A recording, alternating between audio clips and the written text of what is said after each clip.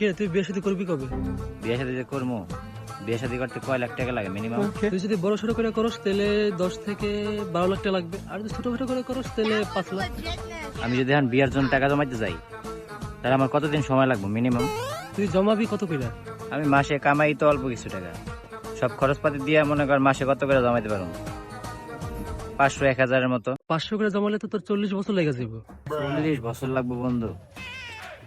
আমার বয়স যদি 20 বছর হয়, 40 বছর টাকা জমাইতে, তাহলে আমি 60 বছর যদি বিয়ে করি, বাংলাদেশের তো গড়াই হইতো তোর মনে কর 60 বছর।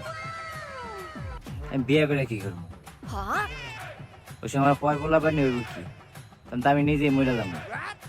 500 করে জমাবি তো? তাহলে একটা কাজ করি, চল দৌলদিয়া ঘাটে যাই। দৌলদিয়া ঘাটে বন্ধু?